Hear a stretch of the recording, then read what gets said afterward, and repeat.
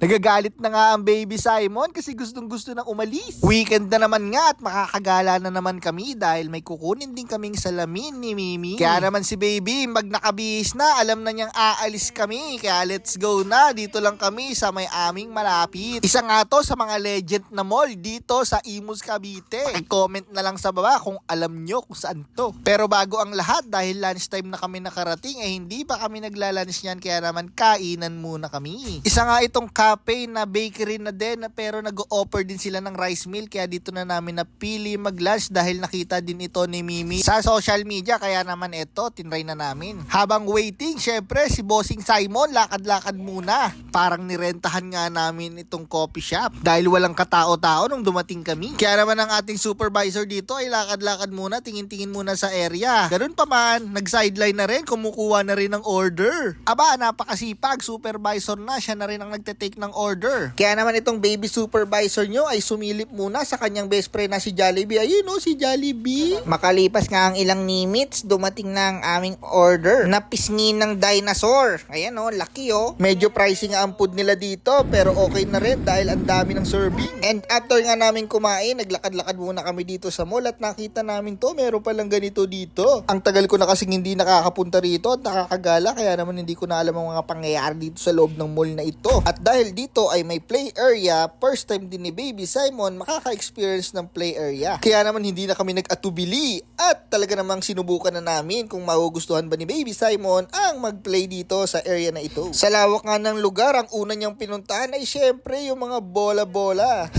Parang siopaw. Dahil may kalambutan naman ng sahig at mga hagdan, ay hinayaan namin si baby Simon na umakyat sa kanyang sarili. Syempre with gabay pa rin para safety. At nagulat nga kami, hindi namin inaasahan na kayang-kaya na niya talaga. Super big boy ka na baby. Ayan o, dumay pa. Dito nga, hinawakan ko na ang kanyang damit dahil parang mauuna ang kanyang ulo. Pero buti na lang, pinasok niya pa rin ang kanyang paa, kaya naman pa side view pa rin ang kanyang bagsak. At syempre, nagustuhan niya ito. Yehey! Maganda nga yung quality ng bola dito kumpara dun sa mga free dun sa kanyang playpen na nasa bahay. Kaya naman kahit nakalubog siya dyan sa mga bola ay hindi mabigat at malambot din siya, kaya kahit tamaan siya sa ulo, okay lang. Hindi nga namin in-expect na talagang magugustuhan niya dito. Syempre iniisip namin para sa amin ay super baby pa siya para dito, pero hindi pala dahil magugustuhan niya din. Pero nung tinry namin siya sa iba tulad nito, ay nakasimangot ang bebe. Halos hindi nga niya nagustuhan dito, kaya ang lungkot ng mukha niya, parang gusto lang talaga niya doon sa bola. Yung other part nga nitong play area ay puro medyo pang malaki na, kaya hindi na namin sinubukan.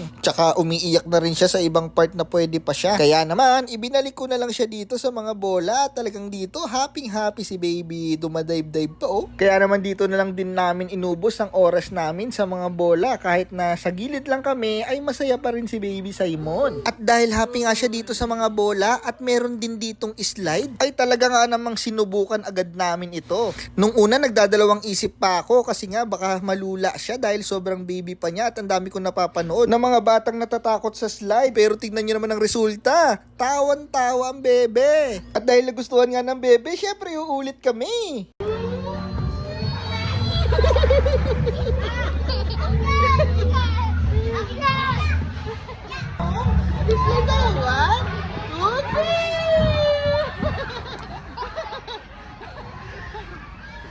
Sa part nga na yan, mayroon ng mga nakikilaro sa amin na talaga namang saya-saya lalo ni Simon. Tignan nyo naman, kakababa pa lang, gusto na agad umakyat. At ng mga part na yan, ilang minuto na lang kami. Kaya naman syempre, pinagbigyan ko ang baby. Akyat baba kami. Nakadaming slide nga kami dyan at ang dami nakakitang bata na ang saya-saya namin. Napansin siguro na nila na parang mas masaya pa ang daddy kaysa sa baby.